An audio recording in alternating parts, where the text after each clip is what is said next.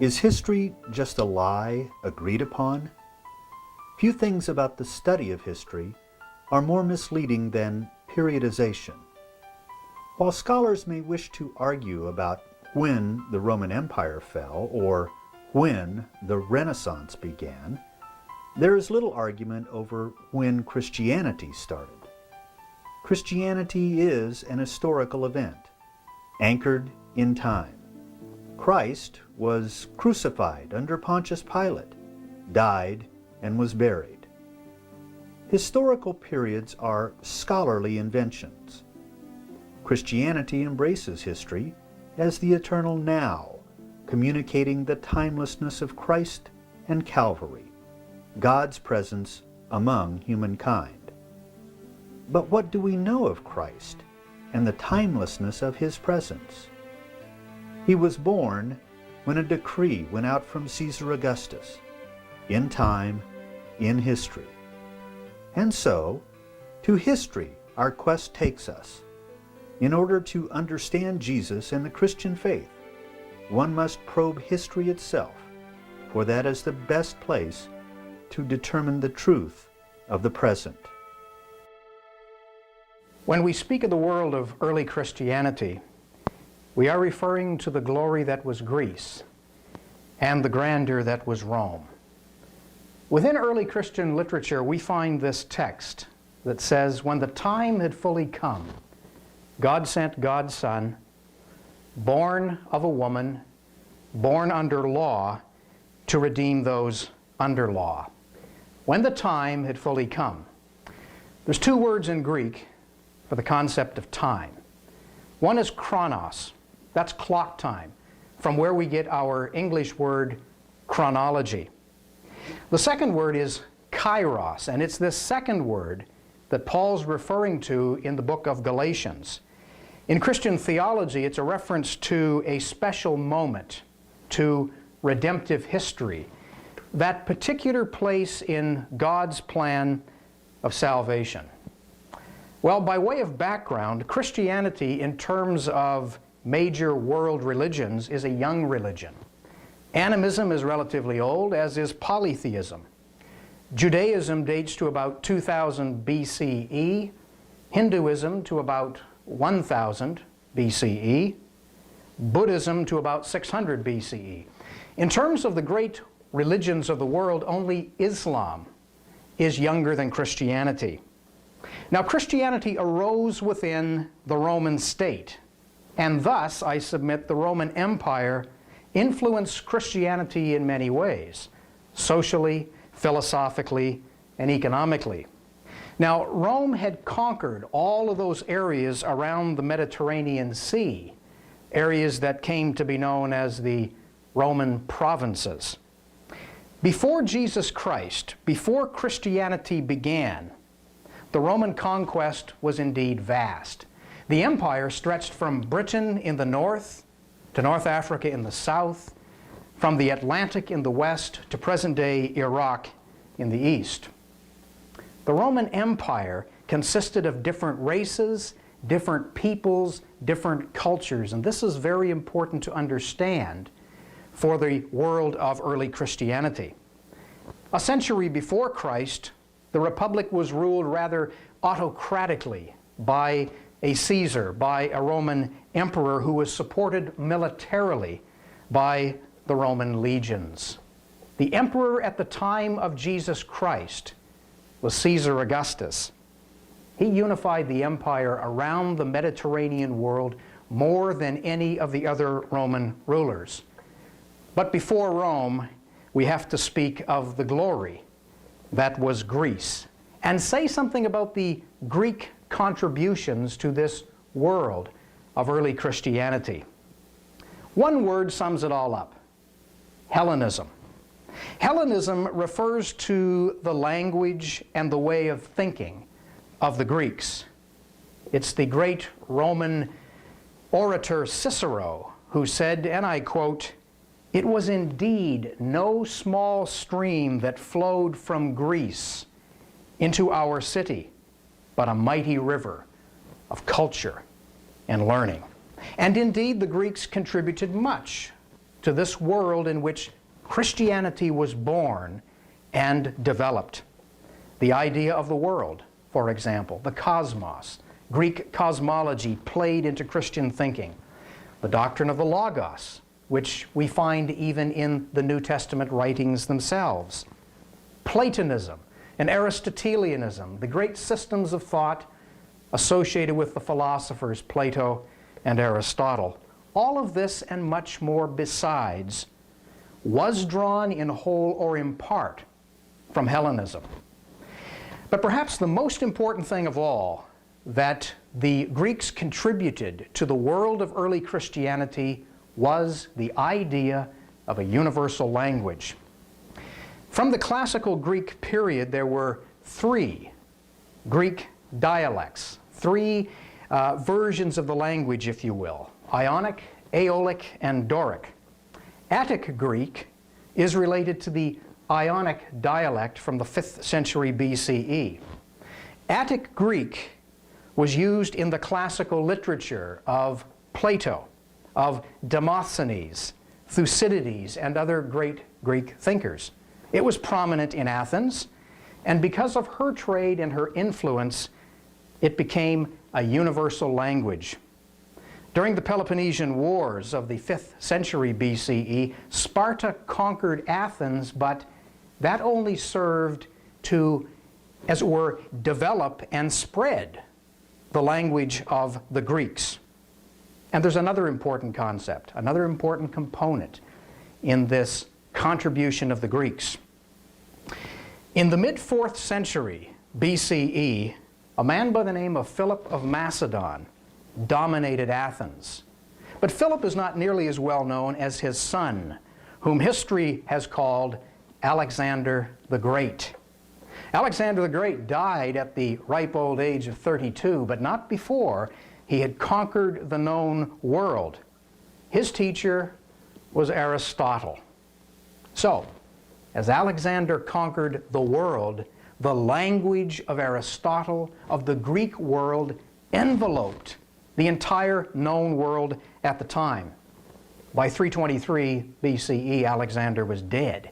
His conquering was at an end, but the language and the culture continued to spread, and even the Romans used it. In fact, the Greek language is more the province of Rome than Latin, and it was the language spoken in the Roman Empire. The Attic dialect that I've been speaking of gradually changed into Koine Greek. Koine comes from the Greek word which means common, and it prevailed for some 800 years, from about 300 BCE up until about 500 of the Common Era. It's the language of the Septuagint. It's the language of the Apostolic Fathers. It is indeed the language of the New Testament itself. And it's interesting, I think, to note that the New Testament, even in those times, there was a gap between Attic Greek and Koine Greek. As I mentioned, Attic Greek was the writing of formal treatises, whereas Koine Greek was the everyday language, if you will, the sort of dialect used in shopping lists, one of which was discovered in the 20th century in Egypt. It's the living language. And how interesting and how important it is to consider that the first manuscripts of the New Testament were written in a living, common language that could be understood by everyone, that was spoken by practically everyone.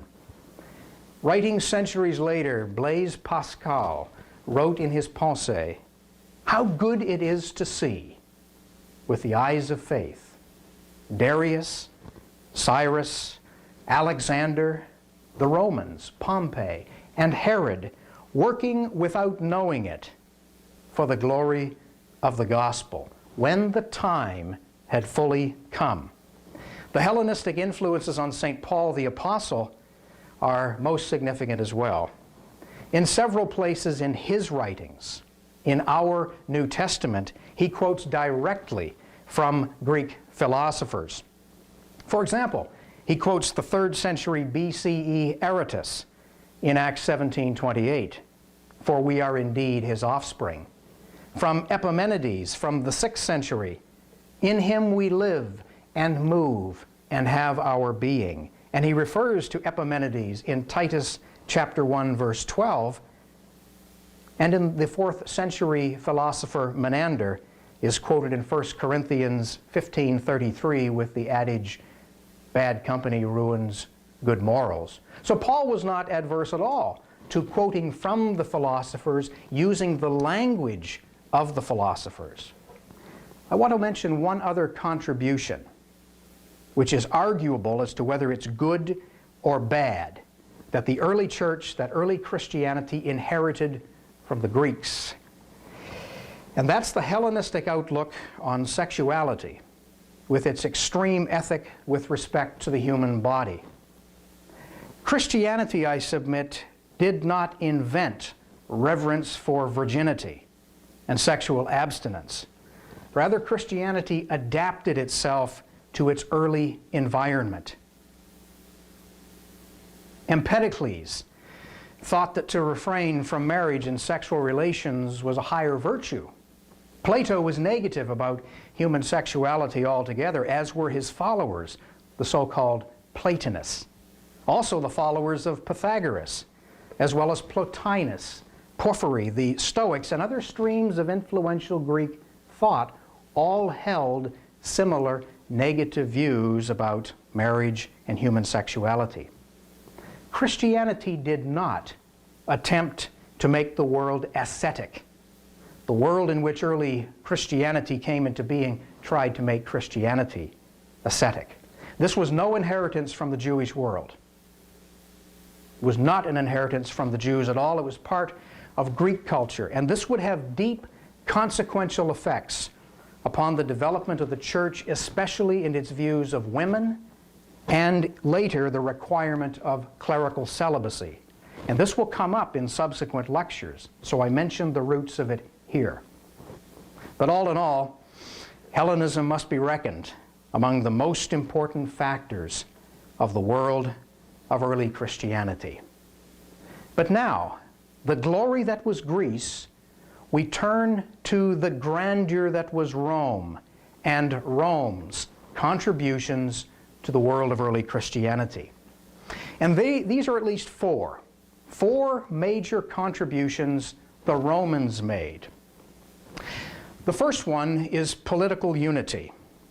And I would describe this as coming principally through law. In the 5th century BCE, there were 12 tables that codified Roman law. Every schoolboy learned the rudiments of the Roman legal system in school. The Roman Empire was enriched by laws by other nations, especially the Greeks who had contributed the concept of universal law. The notion that such law was innate, was inherent and natural within humankind. Citizenship was granted to non-Romans. Up until the year 212 of the Common Era, Emperor Caracalla admitted all free persons to the Roman Empire as citizens. This had the net result that Roman law and Roman citizenship provided a sense of dignity to the individual and a clear right to justice. Moreover, it brought different peoples together. Recall that I mentioned all of these different cultures and languages and peoples in the empire. They were brought together under the umbrella of Rome, as it were. Citizenship, Roman law, common rights. A common identity emerges. We can call that Roman. This was, in effect, a political and a social organization. And I submit that these factors anticipated the gospel, which spoke of the unity of humanity and underscored the assumption that all were equal under law. All men and all women are guilty. All men and all women have the promise and the potential of redemption and forgiveness. A second contribution is peace.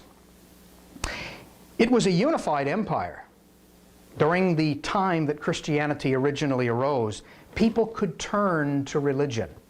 They were able to travel freely and exchange ideas. Therefore, the Christians and the early Christian missionaries like Peter and Paul and Barnabas could travel freely through the empire, disseminating the truth and the message of early Christianity. Thirdly, they could travel because of the Roman roads. All roads lead to Rome. This was an early adage, and it was true not just in the thinking of people, but literally, geographically. Again, as an example, I point out that St. Paul made excellent use of the Roman road system, which stretched all over the length and breadth of the empire. Rome was a hub, a cultural and a geographical center. And then the fourth contribution of Rome that I want to mention, ironically perhaps, is the Roman military. The Roman military, in the foreign territories where Rome conquered, the nationals who lived there, to use that term, were used as national provincials. They were brought into contact with Roman ideas and Roman ideals. Some of them were converted, and they helped to spread the gospel where they were assigned or when they returned to their native lands, to the provinces of the Roman Empire. We have an excellent example of this in the life and the experience of St. Paul the Apostle as a prisoner. When Paul was a prisoner in Rome, he was confined, we know from the Acts of the Apostles, to a private rented house outside of Rome. But he was chained night and day to a member of Caesar's imperial guard. Things look pretty bad for the Apostle Paul. He's in jail. He's chained night and day. He's awaiting trial for his life when he must appear before Emperor Nero to answer Jewish charges that could cost him his life. He's prohibited from traveling. His missionary journeys are in fact at an end. He can't even visit the Christian churches. One would expect a man in such dire circumstances as these to be discouraged, but not Paul. He writes a letter which is extant.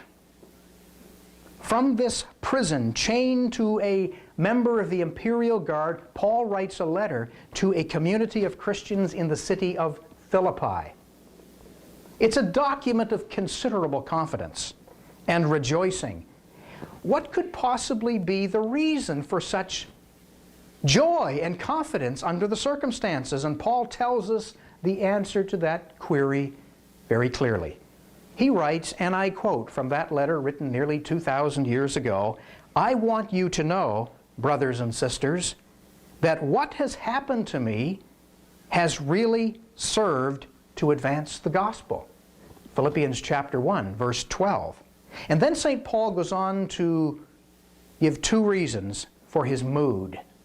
First, he says, and I quote again, "It has become known through the entire Praetorian Guard and to all the rest that my imprisonment is for Christ." Think of this. The Praetorian Guard, as they were known, was the imperial bodyguard. Since Paul is a prisoner of Caesar, then he is to be guarded night and day by Caesar's picked guard.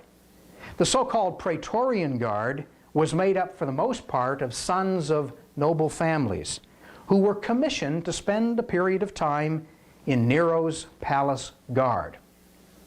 Later in history, this group of young men would become kingmakers within the Roman Empire. That is, they were responsible for the choice of several succeeding Caesars and high-ranking members of the empire government. Now, it's possible here to refer to the sovereignty of God. Think of it this way, if you will. Nero has been chosen by God to be chairman for the committee of evangelizing the Roman Empire. Now, he doesn't know it, of course, but then again, emperors are seldom aware of everything that's going on in their empires. In this case, Nero has given orders that his special bodyguard should have charge of St. Paul the Apostle.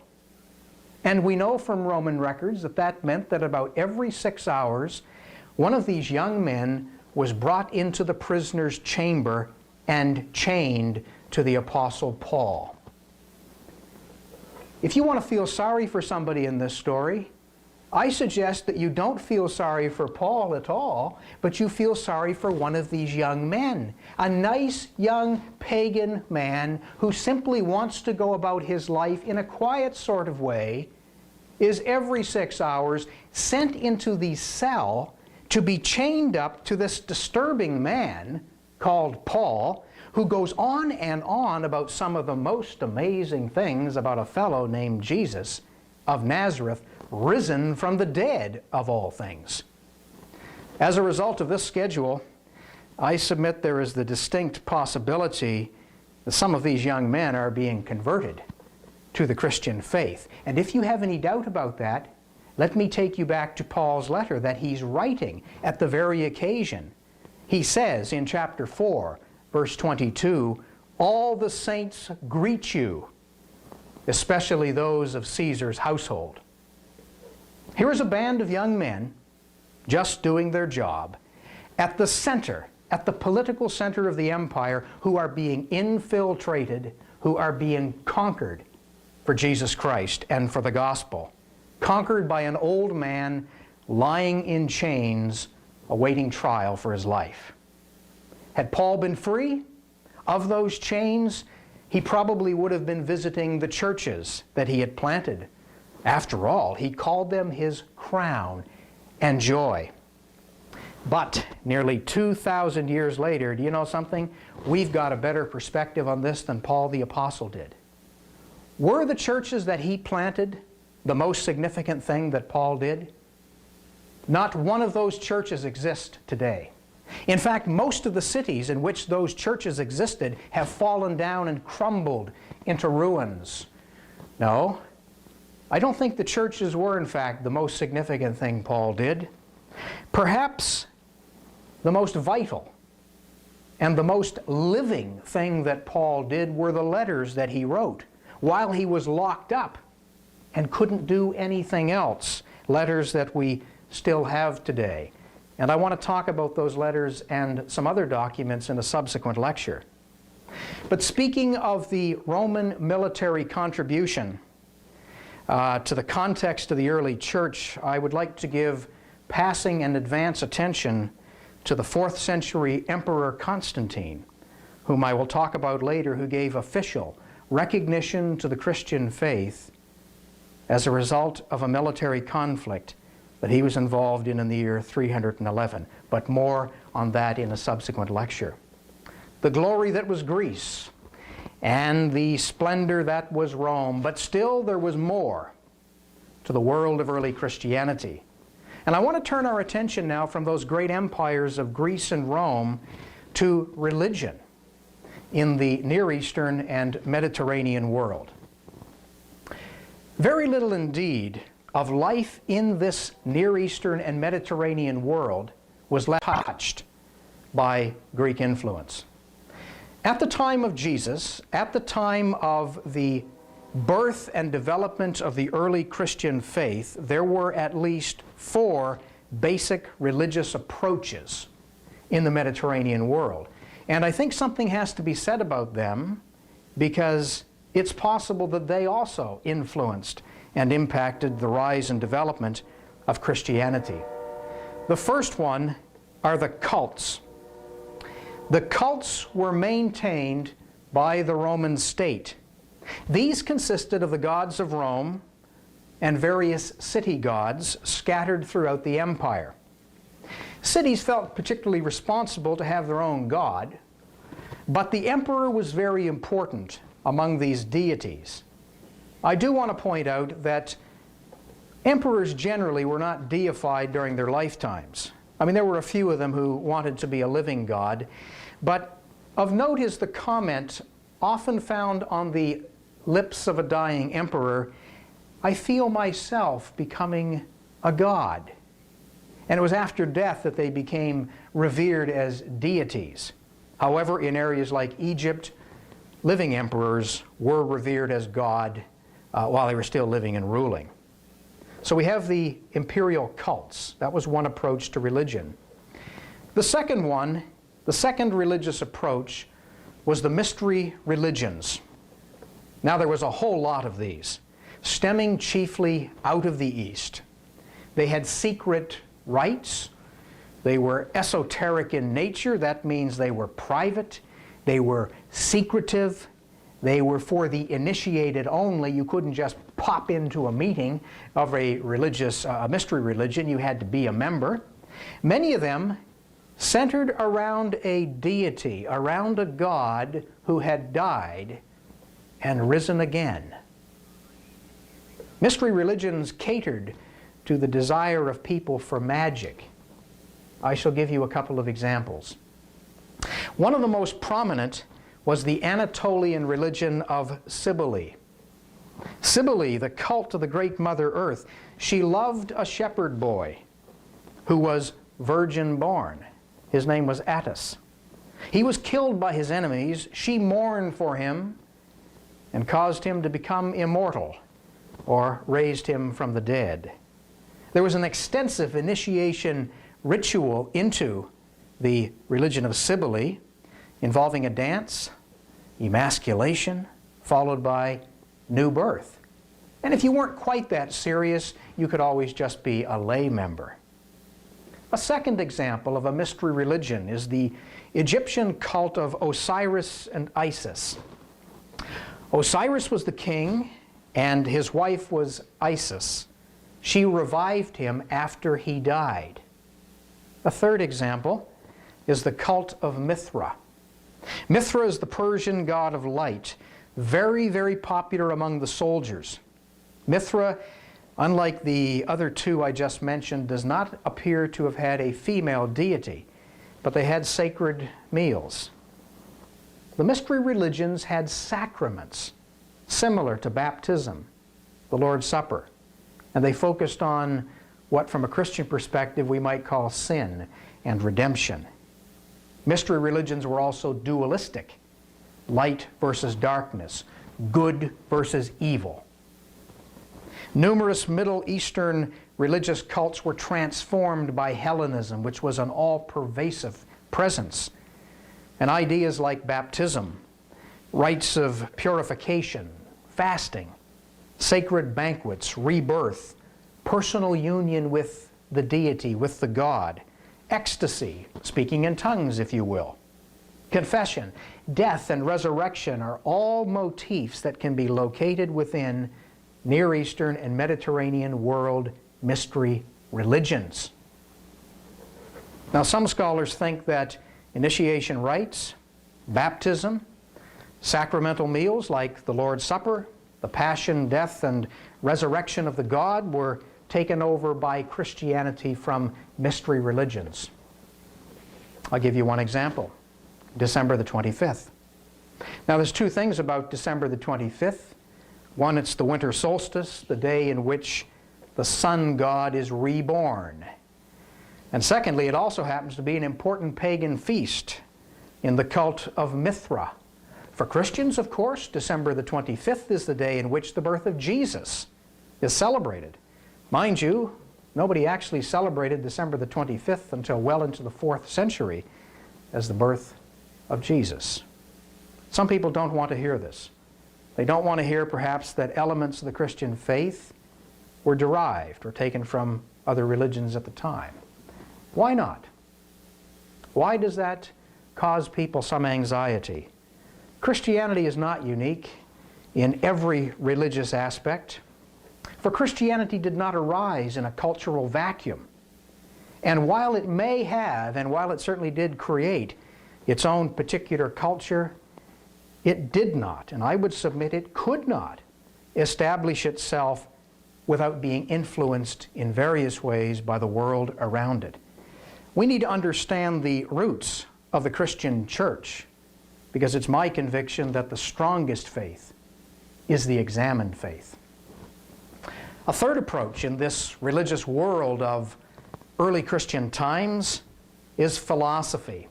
Now, of course, philosophy isn't really a religion at all, but there were people who used philosophy as though it were a religion. For some people, philosophy replaced religion. Now, this mainly appealed to the upper classes, to the educated, who were more attracted to philosophical ways of thinking than, say, most common people. Two major philosophies should be mentioned in this context. First is Stoicism.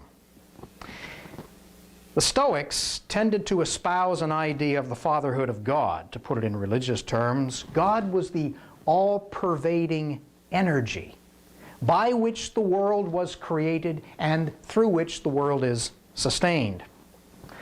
The famous and influential Stoic philosopher Seneca is reported to have corresponded with St. Paul the Apostle. And indeed, there are 14 letters extant from Paul and Seneca. Whether they were actually written by Paul and Seneca are another matter. The second philosophy I want to mention is Epicureanism. This is mentioned in the Acts of the Apostles. For the Epicureans, our senses, our five senses, are the sole source of all of our ideas. Death ends everything. There's nothing after death. The light goes out and it's dark, and that's all there is. Existence is terminated in Epicureanism. There's no life after this one. Therefore, avoid pain. Try to do everything you can to achieve pleasure, but heaven's sake, don't jump to conclusions. This are the Epicureans. Philosophy served the ancient world in several ways.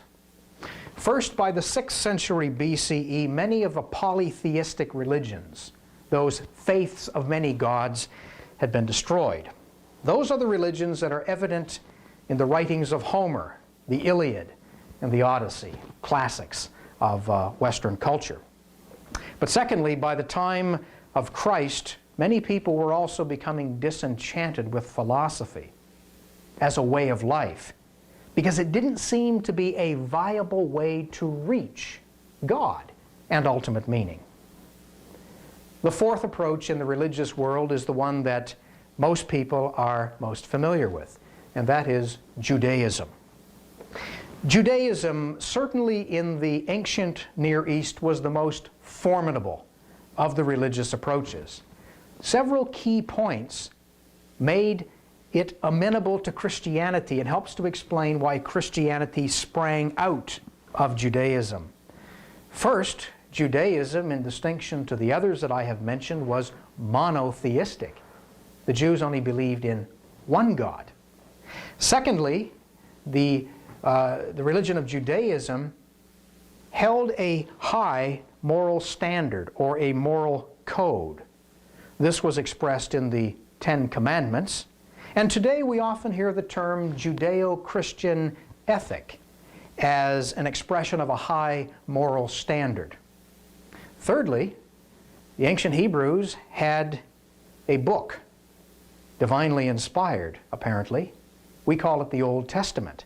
And there was this concept of revelation that within this collection of literature, God revealed God's self and a plan of salvation to the world. And this religious book of the Hebrews was translated into Greek, of course, and is known as the Septuagint. And I'll say something about the Septuagint in a separate lecture. Fourthly, they had a messianic hope that a deliverer anointed by God one day would come and deliver the children of Israel from all of their problems, from all of their enemies. And the fifth thing I would mention is that Judaism had a concept of sin.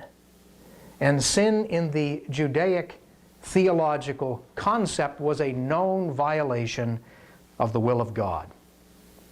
Now, Judaism was very popular, with a synagogue in nearly every town of size.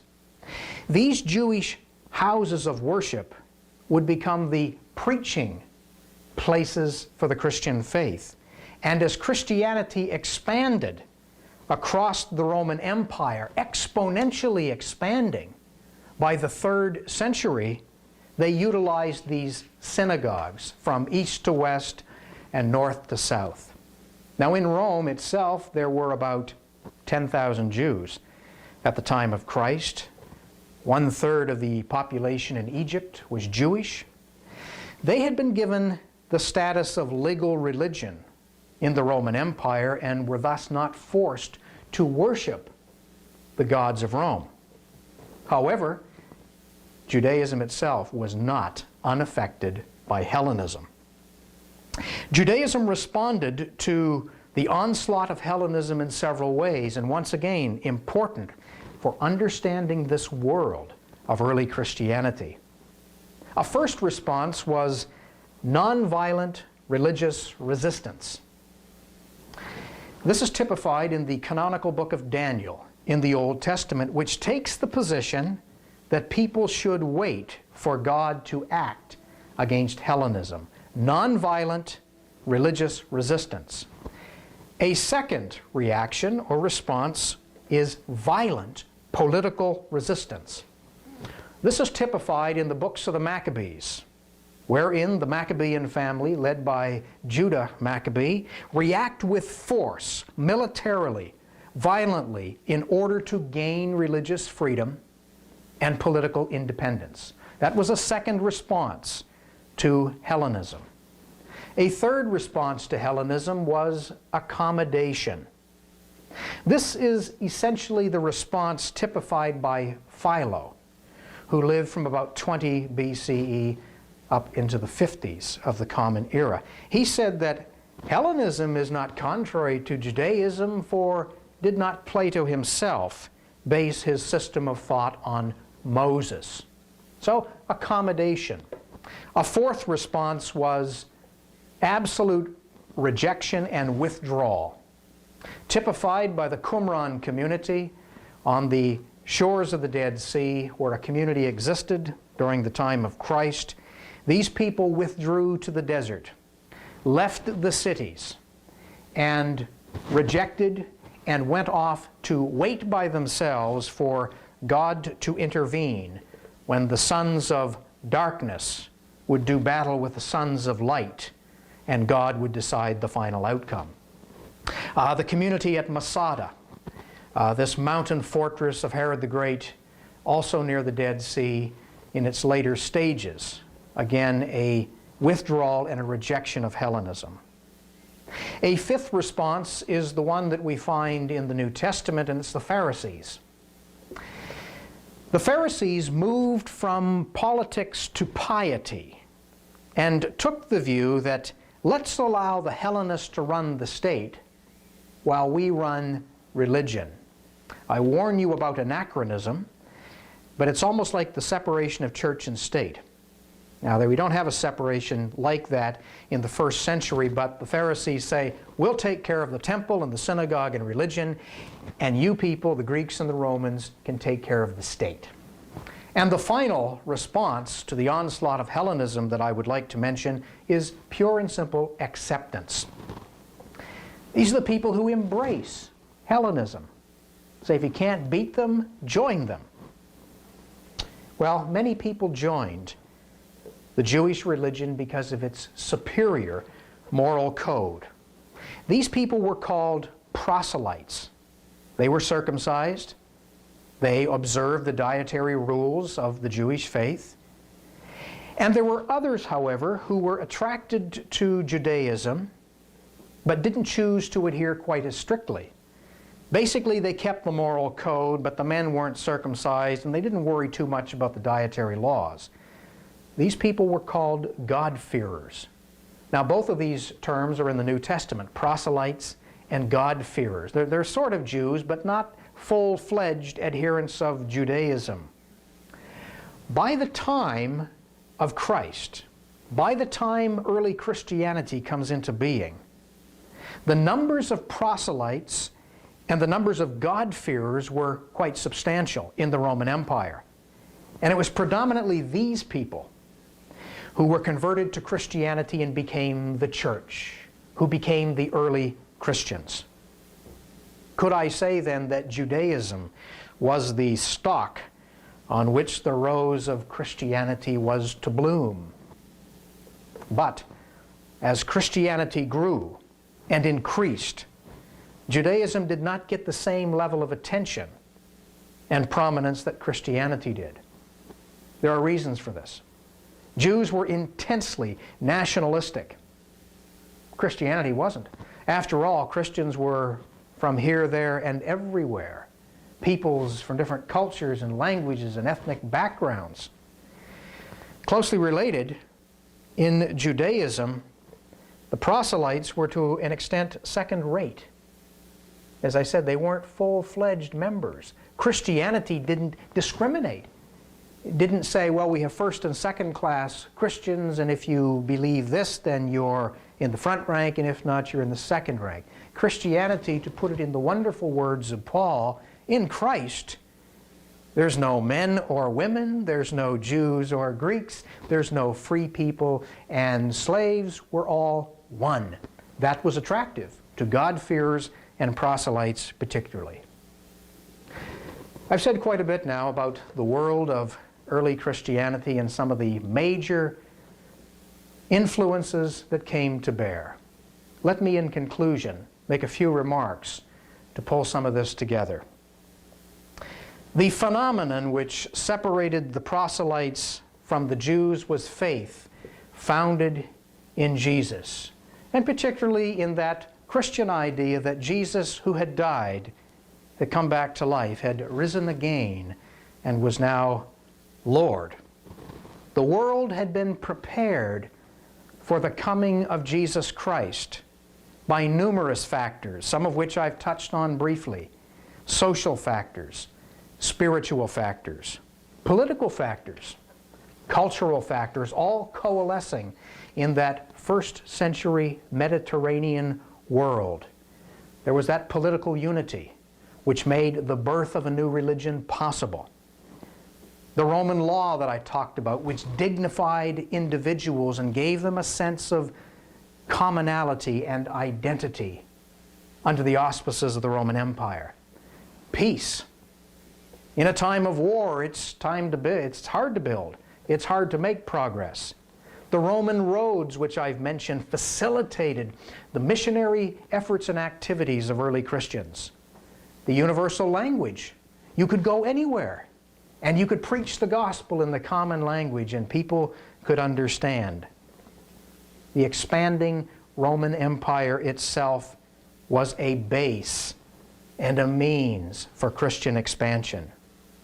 And then there was the religious bankruptcy, which I alluded to, the disenchantment with the world, the disillusionment with various forms of trying to find meaning. Dare I suggest that also there was a general eagerness and a general anticipation in the world seen in the expectation of the Magi, an indeterminate number of wise men, astrologers who saw a star in the east and who followed it. How far, we don't know, until the star came and stopped, as it were, over a small town in Judea called Bethlehem. And the Magi who came to see what was happening, they followed the star, and what they found there became a light for the nations.